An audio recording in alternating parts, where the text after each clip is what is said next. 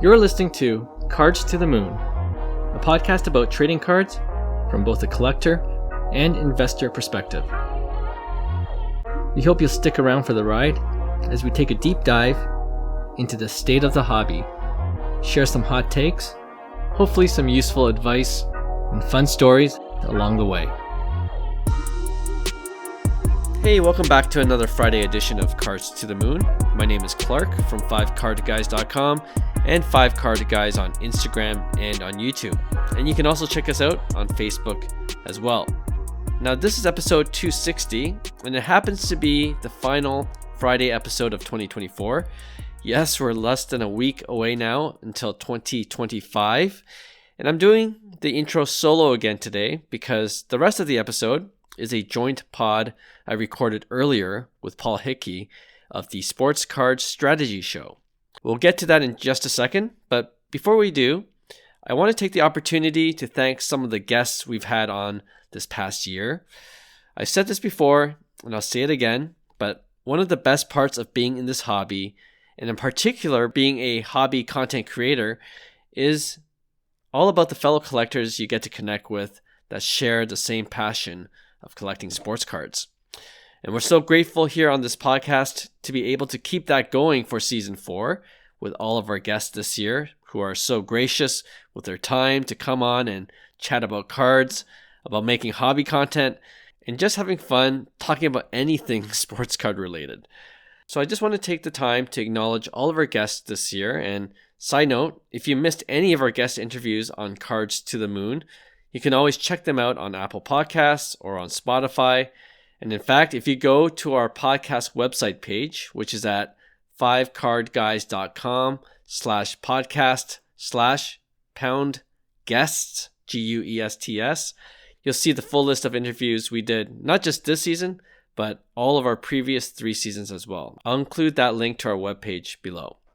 Anyway, for season 4, first, shout out to Adrian, aka Stock and Trade, who was our first guest of 2024. I just love the humor that he brings into the hobby with his content. Thank you to Coach Ko, a fellow Canadian content creator, and I'm sure you've seen him around. He was just really gracious with his time as well. Chris Begg and Jason Willow, they are co-hosts of our sister pod, the Apo Taco podcast, where they talk about all things baseball. We'll definitely have them back on the pod.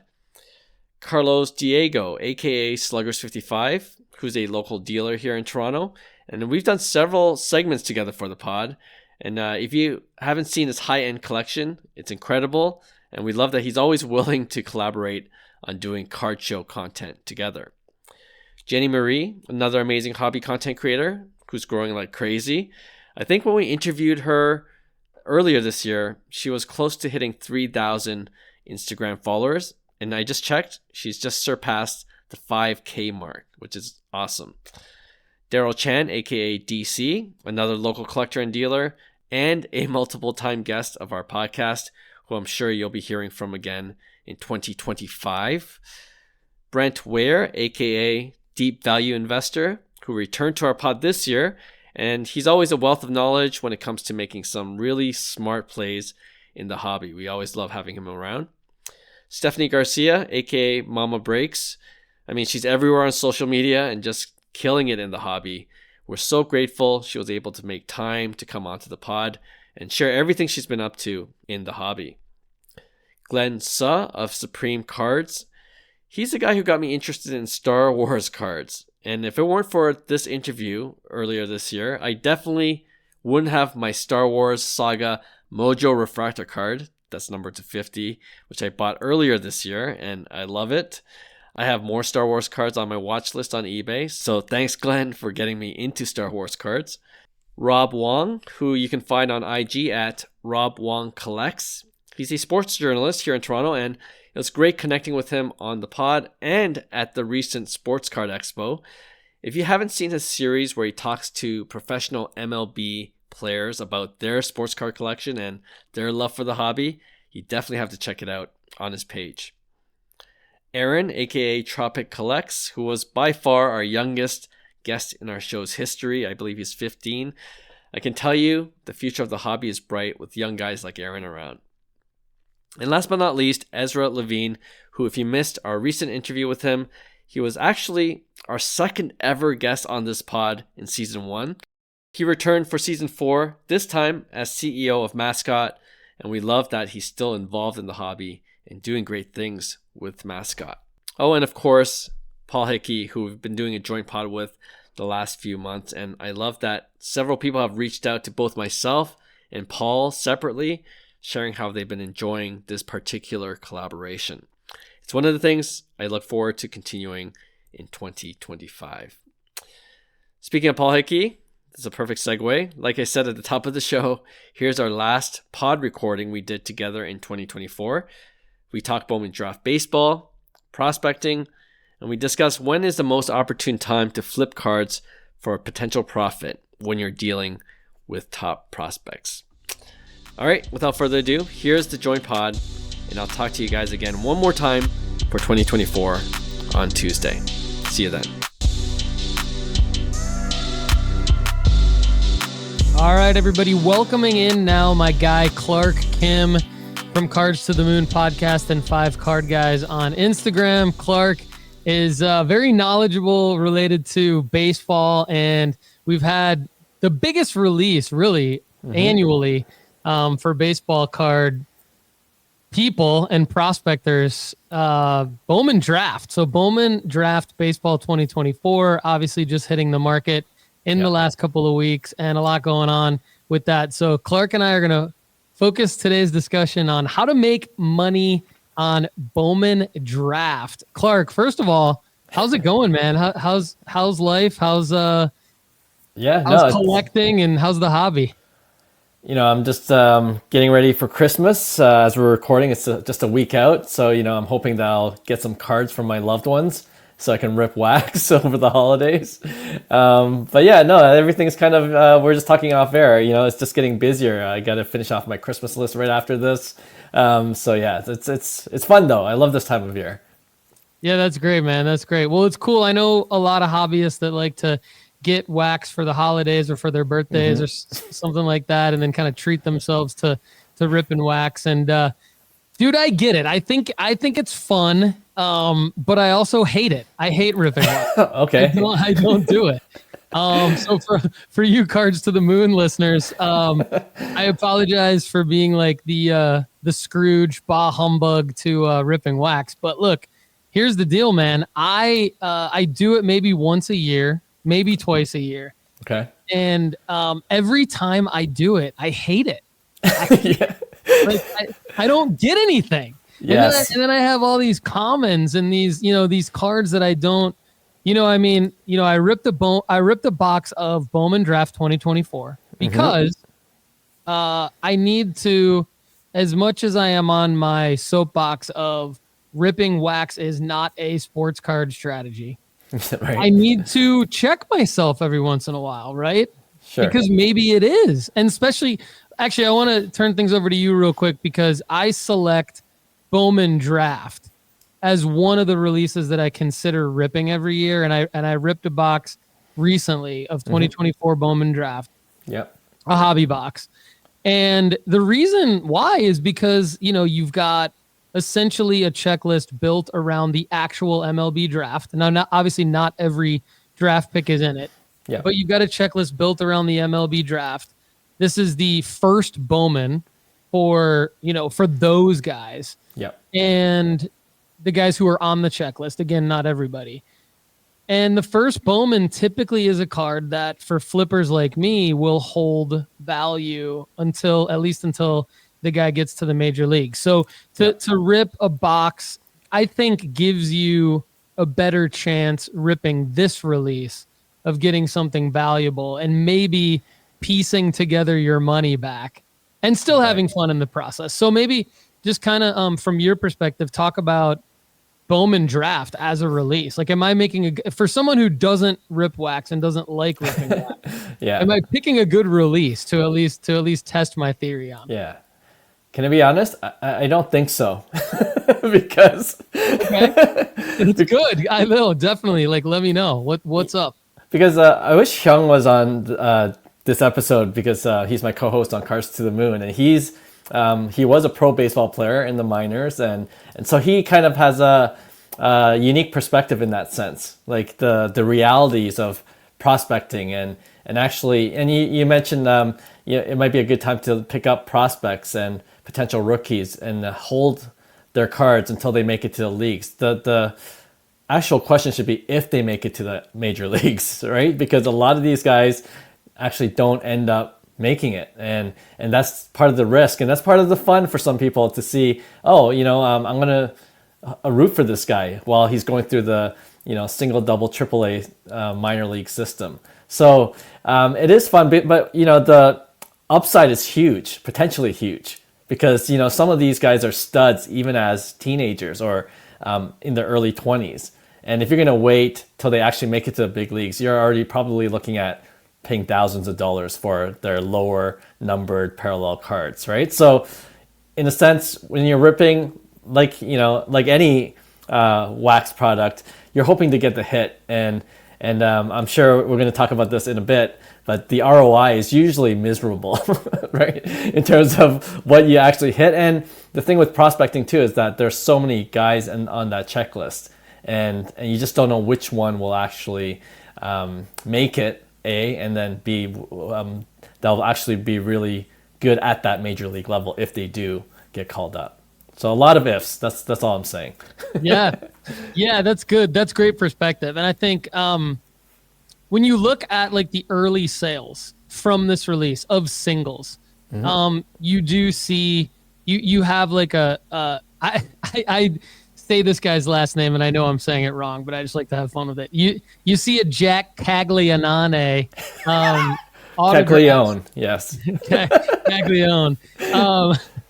You see a red lava refractor out of 5 auto go on a best offer accepted on December 16th for $12,500. I saw that. You see, like you talk about, those kinds of reaching for the hits. You see a Travis Bazzana red refractor auto, serial number to 1 out of 5.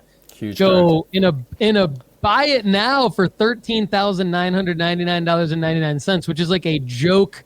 When someone lists something with the $999.99, right.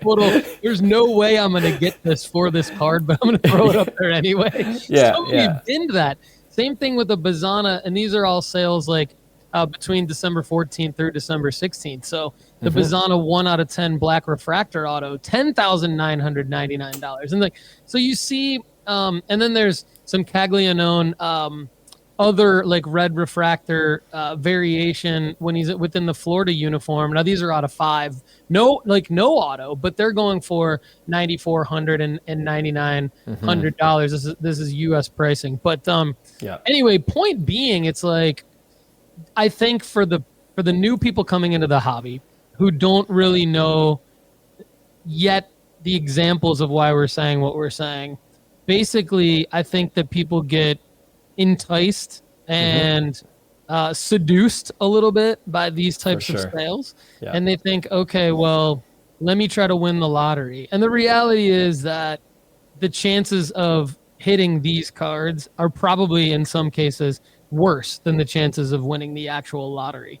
Right. And so I want to get into how can you actually strategically make money when a release like this comes out. And I pulled some data, so I have some things to talk about. But before I dig into what I like to teach people at nooffseason.com, we have Sports Card School, we have the Premium Podcast, we have Sports Card Rankings at nooffseason.com. And we like to teach people how they can use releases like this to actually strategically make money. Nice. So I want to get into some of that and throw some of those ideas past you as well. Yep. But so I like that you and Hyung sort of think about this release as a fade, because I do as well. I think when this release comes out, it strikes me as, yes, it's exciting.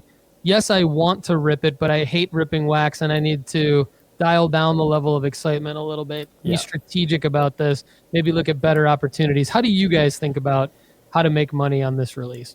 Yeah, I mean, some people are not going to like to hear this, but as the price of wax just keeps going up, and that's another issue, right? Like, it's what I think I checked on David Adams, it was like 500-600 bucks, and they Yeah, I used to think I be paid 530 or something like right. that. Okay, right on. Yeah, yeah. So I mean, they used to be 200-300, and now it's now you're paying double, and you're still hoping for like these hits that it's really hard to hit, right? So there's more investment in it, and which makes the ROI even that much tougher.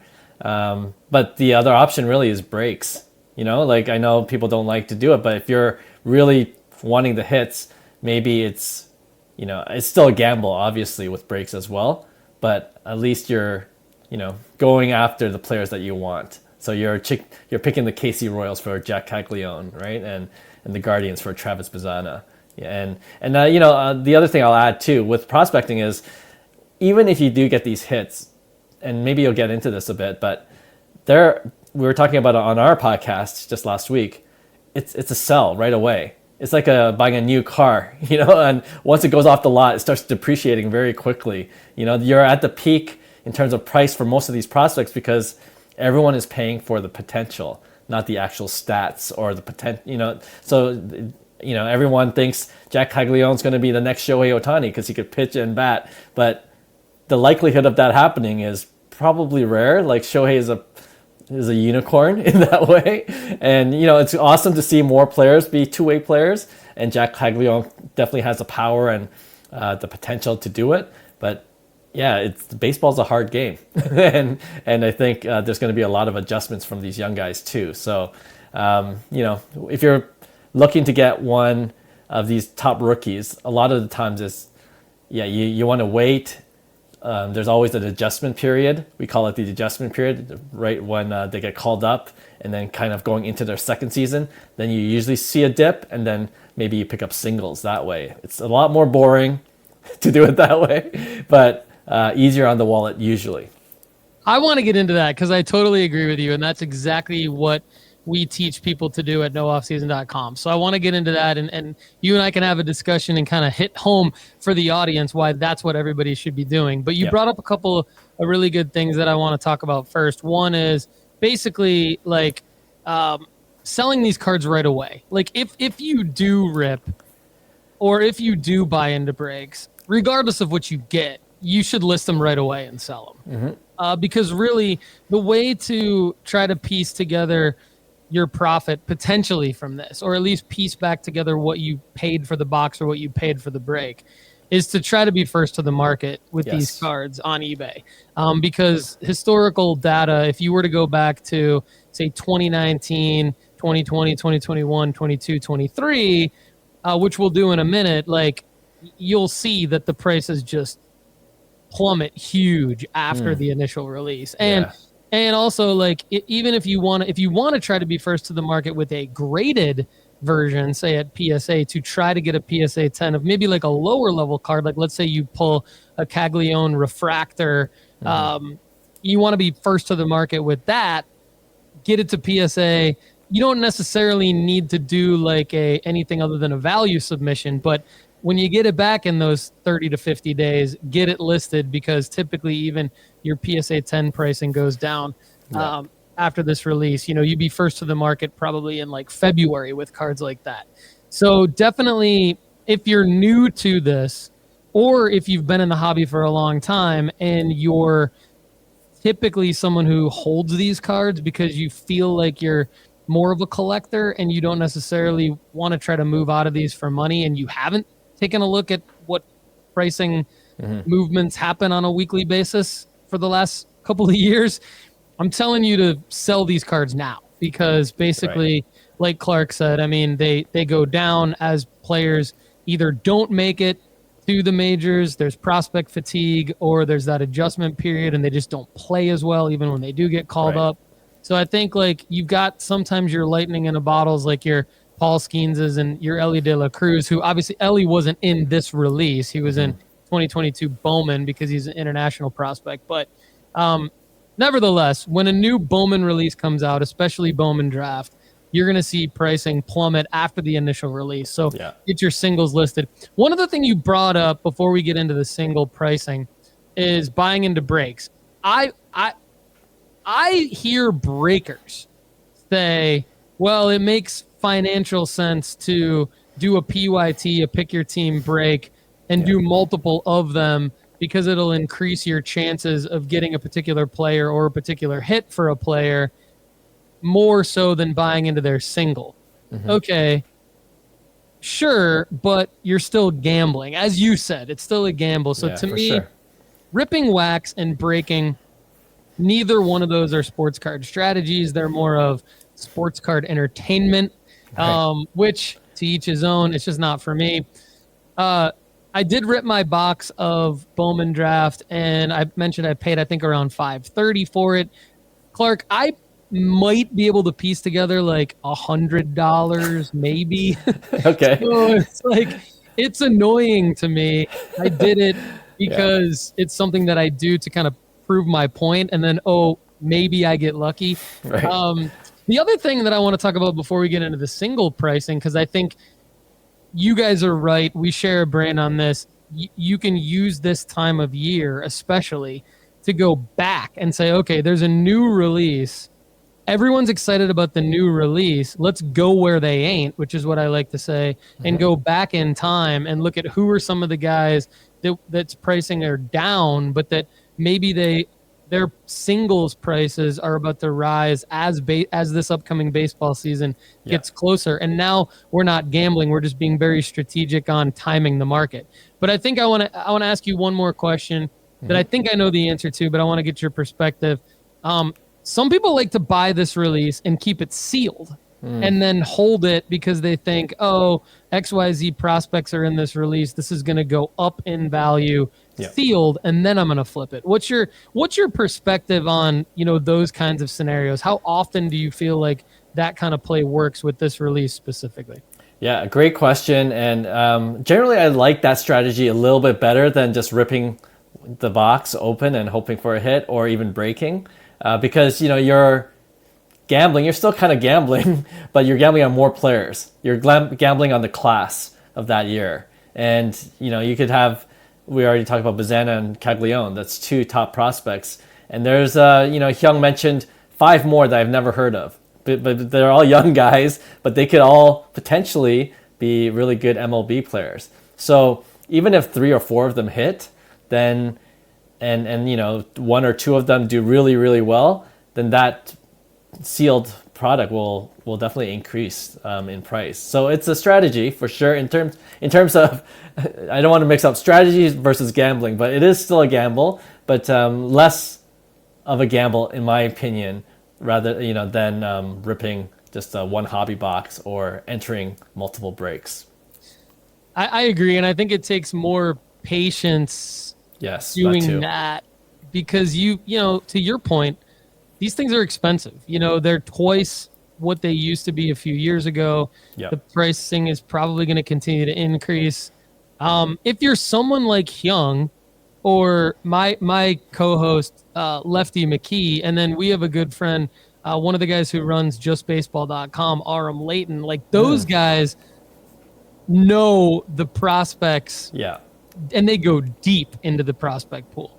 I could see if you're like that, this could be this release in general could be a fun release to buy sealed and hold because you might think more about the deep prospect pool than everybody else, and that could be fun too. But I agree with you, man. It's like if you really want to make money doing this stuff and stay in the game, which is I think, again, I like to talk about making money, but not just for the money. It's really to stay in the game and to keep it enjoyable. I think you got to be buying the singles. So you want to go back in time with me a little bit and talk about some of the cards I pulled here. I'll bring them up, and then we can talk about which ones maybe we think are the best ones to go back and buy out of the guys I pulled up.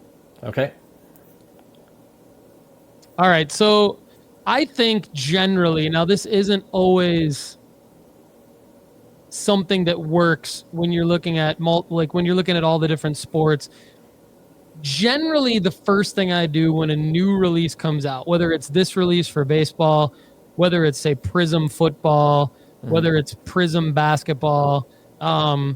It could even be like an upper deck hockey release that has Young Guns in it or something like that. I think that the strategy typically remains the same across all sports for, say, your every person's rookie card release, which would include the RC Shield for football and basketball. It would include the first Bowman.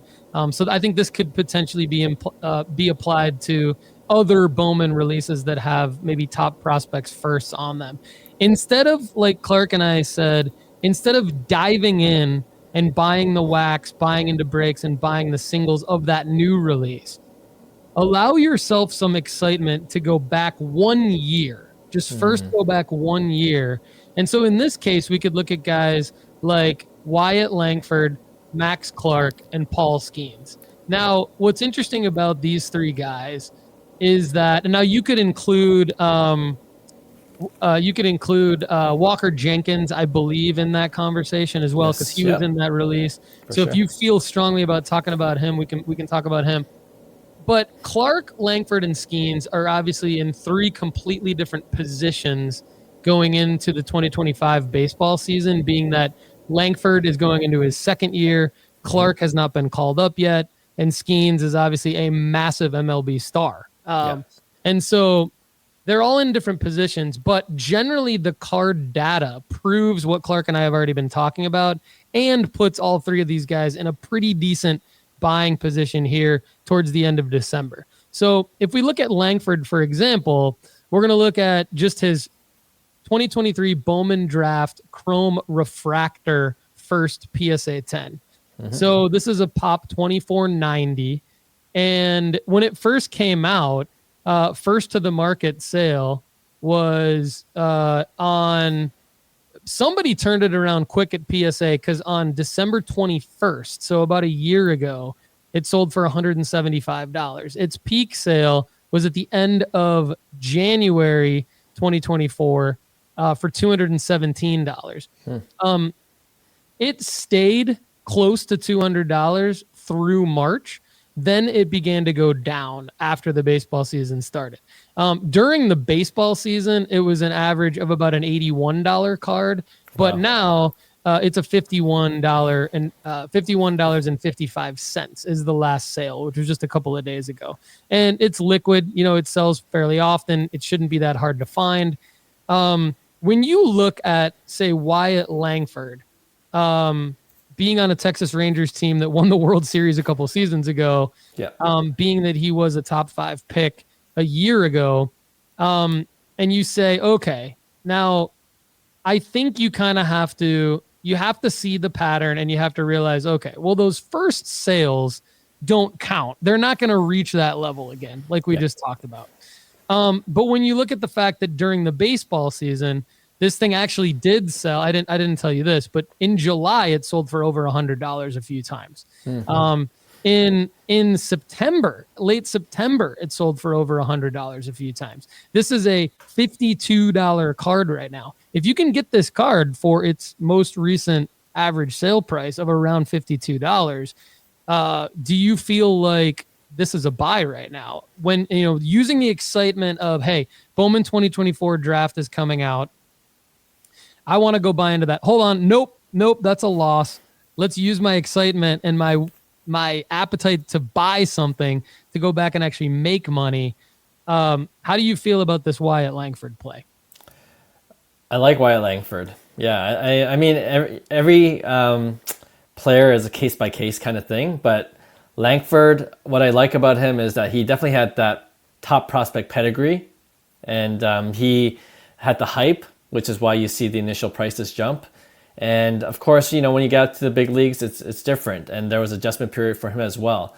But you look at his team, the Rangers, hopefully they do better than last year. And it looks like he's going to be a big part of that team. And so all these things kind of coming together. He's going to have playing time.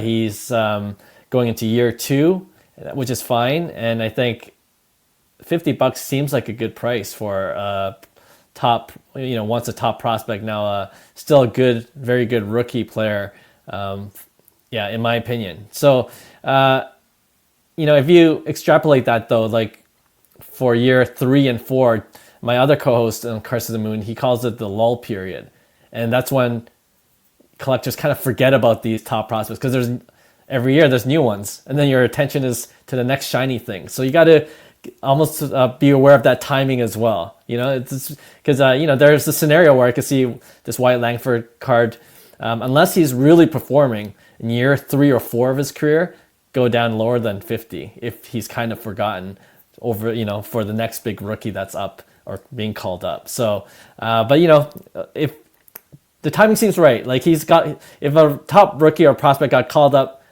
like in at some point last year, doesn't have a full season ahead of him, and then the prices drop accordingly. I think there is a play where you can get him on the low and do a quick flip in season for the next season. But in terms of holding longer than that, there's a lot of factors and variables that you have to consider, and then it could make the price go either way. Yeah, I think you make a great point. And the other thing, too, about a guy like Langford that doesn't apply to Clark, who we'll talk about in a second, is that because Langford was a rookie last year, he's in a bunch of other Topps releases with rookie cards, right? So his supply now all of a sudden has expanded, and that actually hurts that Bowman Chrome first prospect refractor, even though that's a great card and it's his first card, because there's more Wyatt Langford supply. I think you're right. I think there's that shorter runway. And so, I mean, my advice to everybody is if you can get this Wyatt Langford card that we're talking about for that target cost of the most recent comp, and you can get it in an auction, there is probably room on it. It will probably go up as March approaches, but you might want to sell it in March. Regardless of where you are on it, because to Clark's point, I mean, if this guy doesn't come out and start playing amazingly well, he could get forgotten about in that lull period, and it could go under 50. So we're running it through our already graded formula at nooffseason.com this week, and you'll probably see it in the rankings there at nooffseason.com and be able to see, okay, well, what do I need to pay for it, and what's my potential upside compared to the other cards. So the next one, Max Clark, he has not been called up yet. Detroit Tiger, top 5 pick. And I don't know. I think maybe he had a little bit more controversy around him than Langford. But, I mean, the Tigers obviously surprised people last year. Yeah. Clark's prices are in a similar situation. His same card, the 2023 Bowman Draft Chrome Refractor First PSA 10. It's a pop almost 1,400, so there's less of them than there are Langfords, but it's still super liquid. You can find it. It came out. Its first to the market sales were very similar to Langford's. Not as expensive, but just up around between $100 and $125. And then now it is a $46 card in December. So again, we talk about December being like buying season. Still got to buy the right card for the right player, but if you can get it for the right price, $46 Max Clark card, probably not going to organically go back up over $100 unless he does something spectacular. But I mean, could it approach, say, $90 to $100 just based on some hype around him leading up to March? Clark, how do you feel about Max Clark? Yeah, with Max Clark, it's because he hasn't been called up yet. When there starts to become more chatter, more news about Clark being called up, that's probably the best time to sell. And that generally that's generally true of most top prospects and rookies. So he has that advantage over Langford because Langford has obviously been called up already. But with Max Clark, 40. Again, that seems like a good price, and just hold on until whenever you start hearing that the Detroit Tigers need to have they want a new outfielder to get things going, and then that's when to sell. And I mean, like, even look at his teammate Spencer Torkelson. He's kind of a perfect case in point, right? Like, he was a top prospect, and I have like a patch card of his, and it's not worth that much right now. So let's look at Spencer Torkelson because he's on my list. I mean, you got to go back to 2020 when he was the number 1 overall pick. He came out in 2020 Bowman Draft. His same card, the Chrome Refractor First from 2020 in PSA 10, is a $34 card right now. Yeesh. He obviously has not done very well in the major leagues, but at one point, this is a little bit unfair because the sales were in the summer of 2021, which I think the Right. bubble was still popping Yeah, throughout 2021. It was a $995 card. Wow, With that a is $54 insane. card right now. Yeah. So there's some 5 card guys Instagram reel content for you there. That's coming out next week. Yeah, but it was even even in 2023 it was a $100 card, and right now it's a $34 card. So I am not saying go buy this card, by the way, because now Right. Torque has a ridiculous amount of cards out. Yeah. So they're probably a dime a dozen at this point, but yeah, I think that proves our point overall, which is like, when this release comes out, yes, it's their first card. Yes, there's a lot of hype around it. But to Hyung's point that you relayed to the audience earlier, not all these guys make it. And even those who do make it, underperform.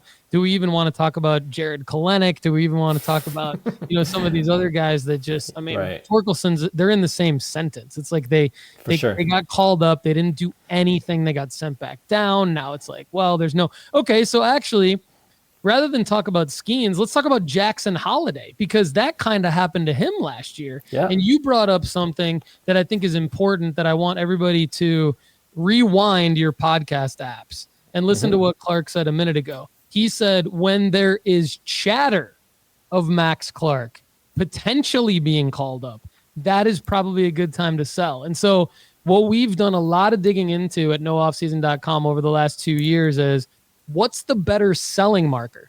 When there's hype and news articles, maybe the guys in AA, what are their card prices like then versus what are their card prices actually like at the call up? And I think what we've learned is, generally, you want to make a generalization, it's better to sell when there's chatter and when there's hype.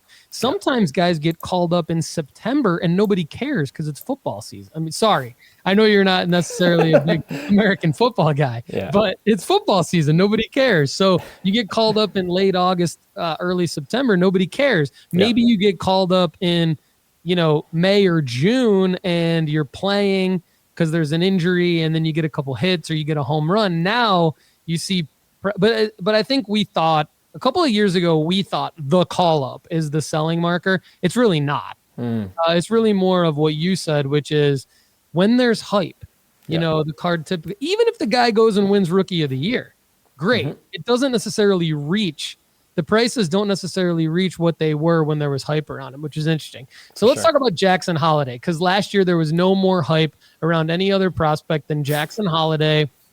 And I pulled his 2022 Bowman Draft Sapphire Edition Chrome first. Okay. And I think the reason I pulled the Sapphire Edition is because I also want to make the point that Bowman Draft, technically, while there's a lot of hype around it, it gets superseded by other releases sometimes that causes the singles to lose value. So when you have someone like, in this case, Jackson Holiday come out with, Sapphire Edition Chrome first, and that gets graded in a PSA 10. Yeah. That can outsell the Refractor.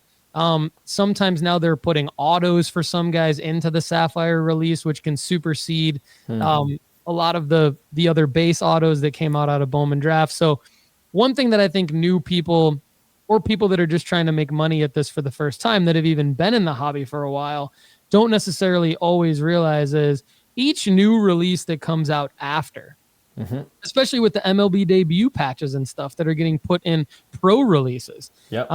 When those, not that everyone's going to get an MLB debut patch, but just the fact that everybody starts to go buy those releases cause an original Bowman Draft release to go down. So while this card isn't out of the release that we set out to talk about, it still follows the same pattern.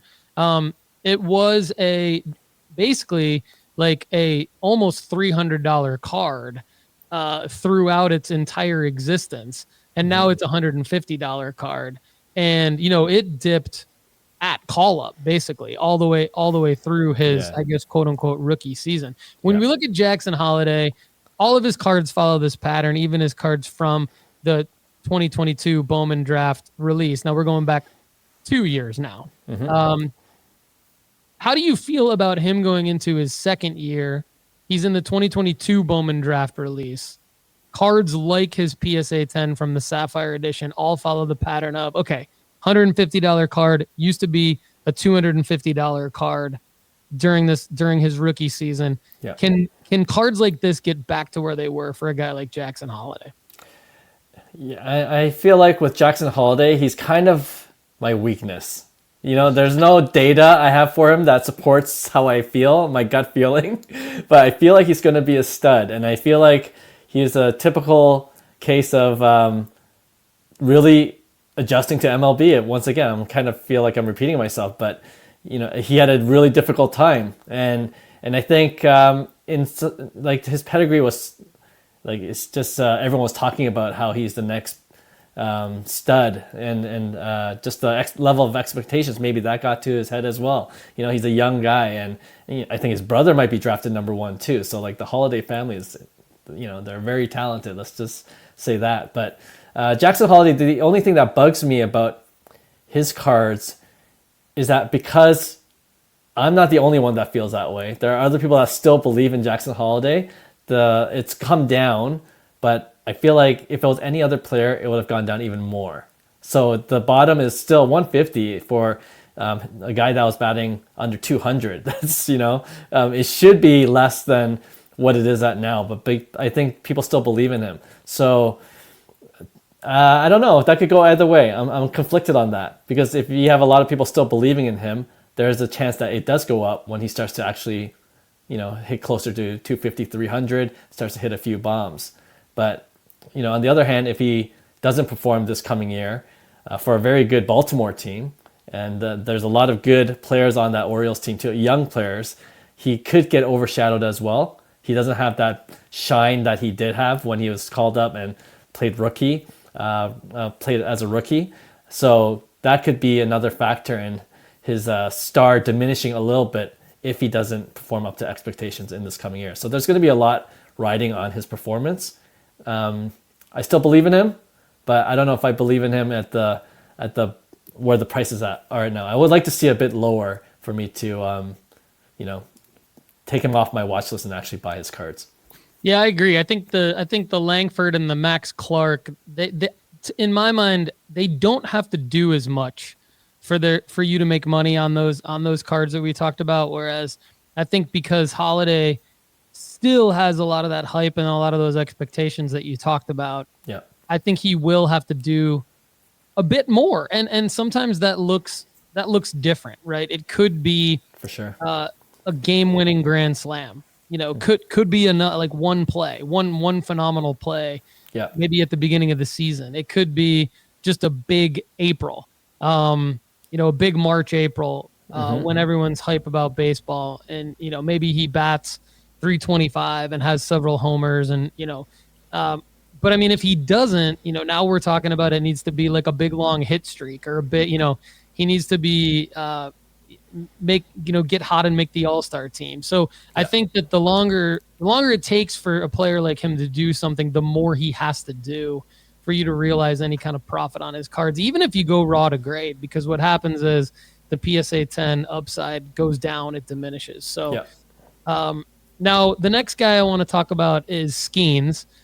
Skeens is a superstar already. Mm-hmm.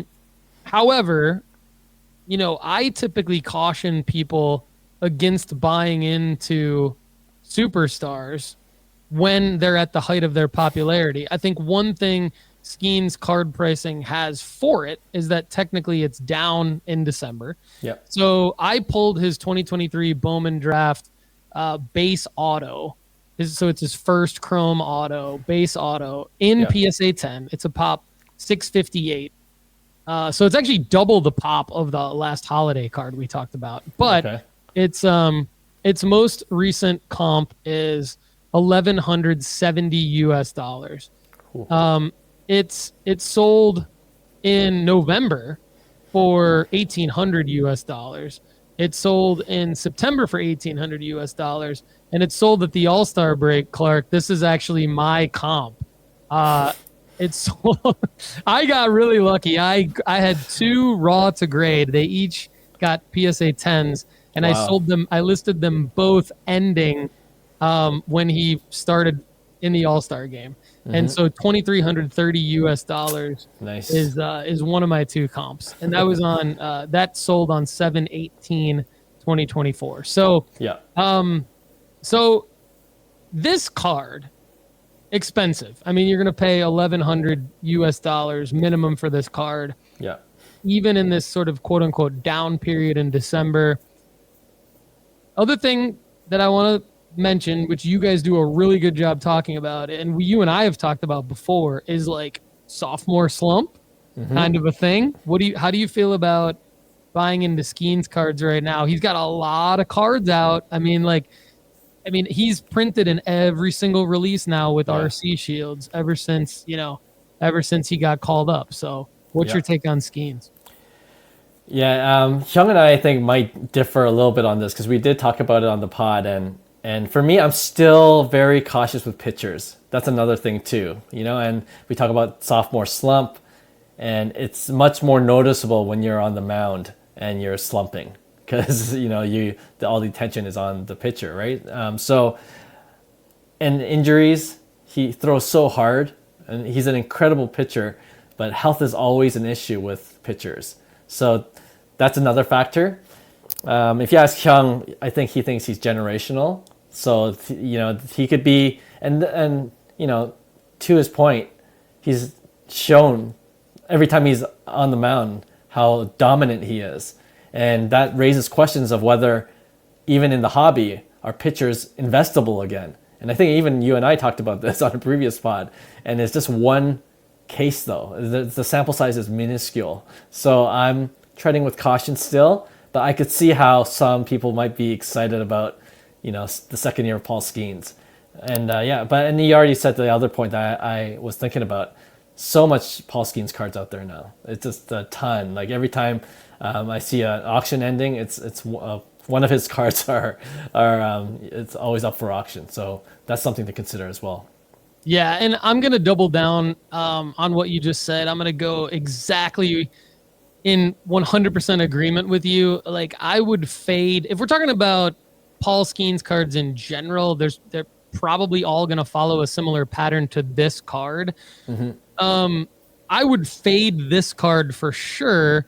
I think you're going to find, again, like I said, a similar pattern.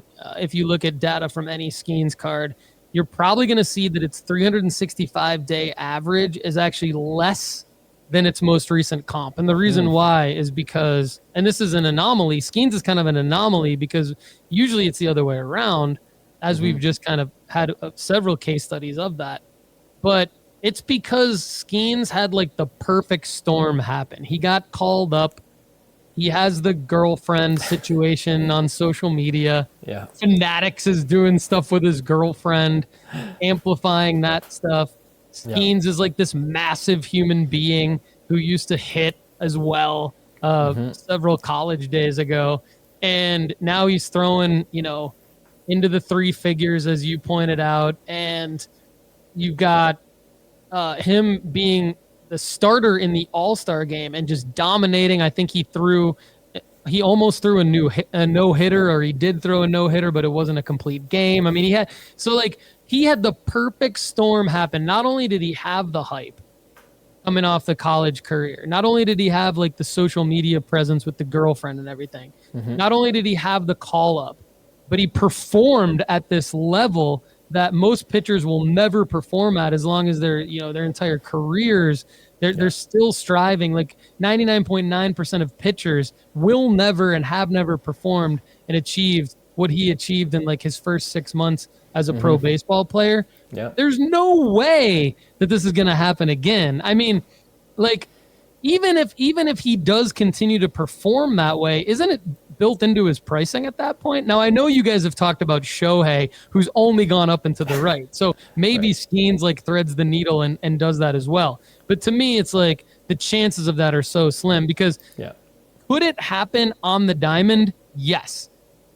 Is the hobby's reaction to it going to be the same? I think that's a whole other thing. So to me, I would probably fade Paul Skeens, and I mean for that reason, I picked Shohei Ohtani over him, as you know, in the baseball player that I'm investing in 2025. Yeah. Will I be right on Ohtani? Well, I still got to buy the right cards. I got to get them for the right price. I got to sell them at the right time. All those things. But yeah, I'm just with you on Skeens. So Yeah. maybe we need to get Hyung on and have him Counterpoint. have him state his case even more. So. Yeah, no, counterpoint. And I'll add one thing about Skeens too. And the reason why he's still in the news was that he was up for awards as well. It just extended his timeline in terms of him being in the spotlight even after the season. And yeah, I mean, the expectation is going to be huge. And I thought that about Shohei, but Shohei kind of exceeded those expectations. That's why he is where he's at now, right? He's like, oh, he's not going to pitch this year because he had Tommy John, and then that's going to go down for sure. And then he does a 50-50 season. Like, it's got to be like that. Like, that's the level of expectation we have for Paul Skeens right now. Good point. That's exactly right. That is exactly why Shohei continued to rise, because like he did the unthinkable again in a completely different way. And I mean, of course, I guess we should probably just end this this conversation, even though it has nothing to do with Bowman draft. First of all, let's wrap on. Look, sure. I think the only way to make money on Bowman draft is to go back in time and buy cards like the Wyatt Langford, like the Max Clark. It's not always going to be exactly those cards, but I want people to follow that same thought pattern of go back and find a card of a guy that doesn't have to do a lot. Not a whole lot has to happen for the value. Maybe it's like Max Clark and there's just call up hype. Maybe it's like Langford where he's already in the bigs. There's still a lot of hype around him. He has that high draft capital, but he hasn't like really had his coming out party yet, and his cards are cheap. I would not buy into breaks. I would not buy and rip wax. I would not buy sealed wax and hold it. You get slaughtered on all three of those things. Yeah. And then I would be, I would be very, very careful at even trying to be first to the market. You can only be first to the market on cards that are either super low serial numbered, which are hard to get anyway, or you can only be first to the market in like a wave. And then after that wave of like a 1 month period of time, it's down. I mean, the prices just go down. So, yeah. But let's talk about Shohei since we ended with him. Let's do it. Okay. I think we hit on this already once when we talked a few weeks ago, but my contention in sort of the end of 2023, so about a year ago, we knew Shohei was going to sign with a new team. We knew Shohei had undergone Tommy John surgery for the second time, and he wasn't going to pitch in 2024, but that he was going to hit. So my contention was when he comes back and pitches in 2025, that there's a likely probability. Back a year ago, there was a likely probability that was going to be the case. Now, I didn't know he was going to go do this 50-50 thing either, and that his prices would basically continue to rise. But my thought was, wow, December of 2024 is going to be an amazing time to buy into Shohei, because then he's going to be pitching again a few months later. Yeah. What are your thoughts, without looking at any of the data, what are your thoughts in terms of just what is it going to take to move Shohei's needle now that we know all the context around where he is as a World Series champion and everything like that? Yeah, I feel like he's one of those guys that he's accomplished so much. It doesn't, unless he just falls off the wagon, or he just gets a career-ending injury.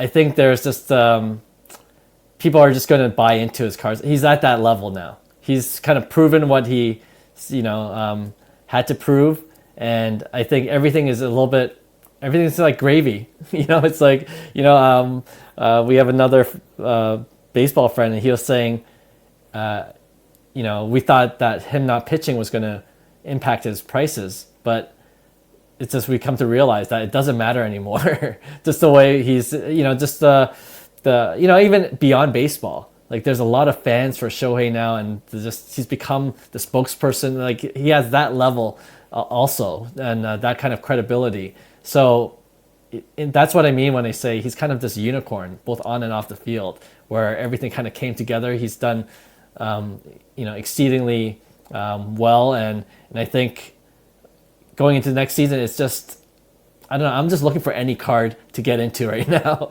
But in terms of the pricing itself, I think a few weeks ago we talked about when's a good time to actually buy Shohei. And if you look at the data, and you'll get into it, I'm sure, but there's always seems to be a dipping point right around November, December, right? And but the thing with Shohei cards is that it dips, but it establishes a new low. It doesn't go, the following year hasn't gone below that November. And the year before that hasn't gone below that November. So it keeps going up in waves. And I think that's kind of the pattern we're seeing right now with Ohtani cards. So yeah, you're not going to see it go down where it was November 2022 or even 2023. But if you're going to buy into his card, I would think that around this time is probably the best time. And you just hope that he does what he does. And then it'll keep going up. Yeah, I think that's what I'm going to do, my man. I mean, look, we're almost at Christmas and New Year's, and when we know what the big sporting events are, we know that it's, people start to pay attention to the NBA a little bit more on, Christmas Day and past Christmas Day. Yep. Not quite to the extent that they pay attention to college football and pro football and the NFL playoffs. Mm-hmm. But I mean, other than the baseball diehards who are like winter meetings and the hot stove stuff and all that, right? Generally, it's going to be a buying pocket for Shohei, like you said. And I like what you said too, because like establishing a new floor is different than typically what happens. Typically, what happens is you can buy in on a guy.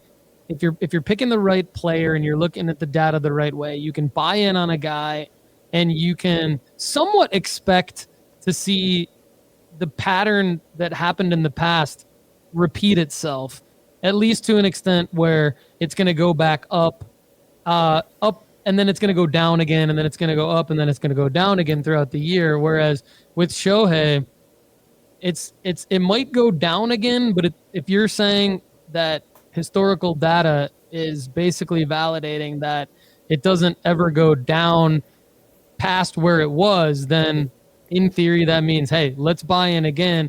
And I think that the selling strategy needs to be talked about as well with Shohei, because to me, he's entered this level of like Michael Jordan, basically. And that's not hyperbole to be like, well, he's the Michael Jordan of baseball. What I'm saying specifically is with Michael Jordan cards, the way to make money on Michael Jordan cards that I've experienced is you basically buy in at a low point, and then you list it in a buy it now, and you just wait until somebody buys it, right? Whether it takes 3 weeks or whether it takes 3 months, because it's a Michael Jordan card, somebody's going to buy it, and somebody's going to buy it. Not any Michael Jordan card, everybody, but it's got to be one of the desirable ones. Same thing with Shohei. Exactly. I think that's what I mean when I say he's entered the Michael Jordan level, where I think if I'm actually going to make profit on Shohei cards, what I have to do is first do what you're saying, buy into some of the right cards over the next few weeks.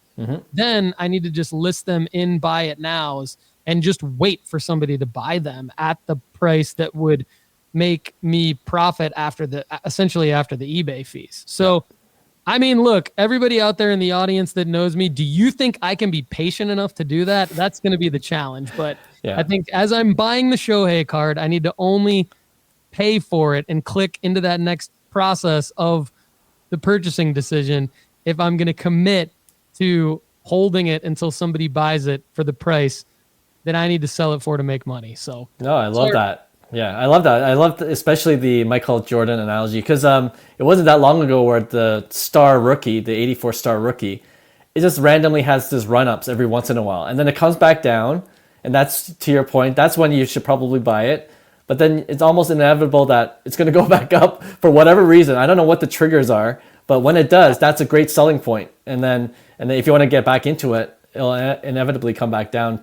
It's just kind of this cycle. Yeah, I haven't figured out the triggers on the Jordan stuff either. I just know that like if you're willing to be patient enough, someone will buy it for what you have it listed for. And it could be like, hey, it could be as finicky with someone like Jordan as like, hey, somebody just had money that day that they wanted to spend, and they bought it. But it does work because, I mean, it even works with his 86 Fleer sticker, and like, I mean, and like it works in different grades too, like 86 Fleer sticker PSA 8, and there's all types of like little Michael Jordan things. And I feel like Shohei's at the point where you'd probably do that with a lot of his cards. I mean, if you're going like 2018 Topps Update PSA 10, you're not going to have as much upside as if you go with some of his bigger cards. But you could still even probably pull it off with some of his lower tier cards. I know you said you're lazy, you don't like lower tier cards because they're more work.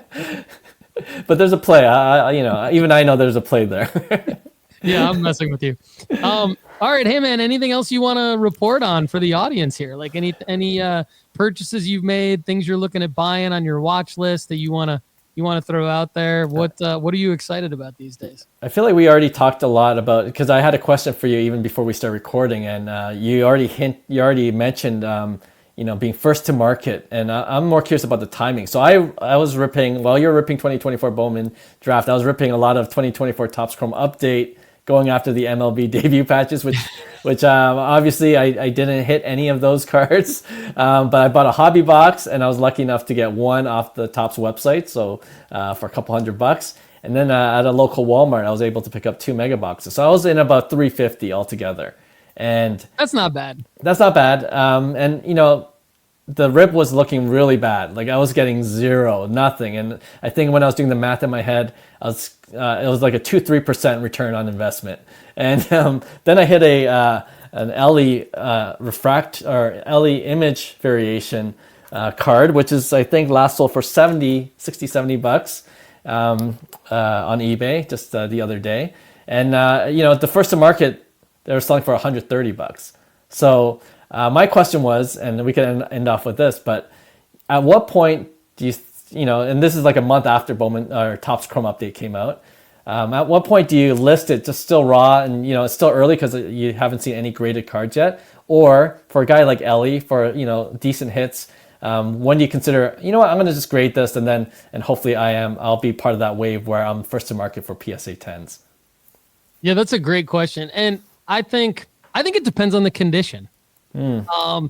Speed matters a lot because, to your point, even with the raw sales, maybe it's gone down from like over 100 now to more like 70 just in a matter of a couple of weeks. Yep. So when you think about grading, speed matters the same way. I'm more of a grader of cards than I am seller of raw cards. I think it depends on the condition. So if I'm pulling that LE and I think it's going to gem, I think that the upside of being first to the market with a PSA 10 of a card like that, or maybe a Skeens, like a similar card for Skeens, whoever, I think it's probably just those guys, right? But if for either of those guys, I would grade it if I think there's a chance that it could gem. I would just do the normal 45 business day turnaround time. And I think you would be in that wave of being first to the market, not literally first to the market, but if you're in that first wave and you can maybe ride the first initial comps to be close to 90% or even 110, you could be lucky and be like 105 or 110% of that first comp, or even 90% of that first comp. I think you got more upside in that play than you do selling it raw. If you look at it raw and you're like, there's flaws here and that sort of thing, I think it's probably better to sell it right away because I don't think a 9 is going to give you that upside. I would also say for a lesser player, and I think this is probably one of the bigger mistakes that I see people make, is they get excited about maybe a second tier player out of a new release. And the endorphins in their brain have taken over and told them somehow that it's a good idea to grade this card. Maybe they had it in their heads of like, there's going to be upside in this release for me. I'm going to get one of the top, a big card from the top guy, and I'm going to grade it and try to have this, 5-figure card or 4-figure card out of it.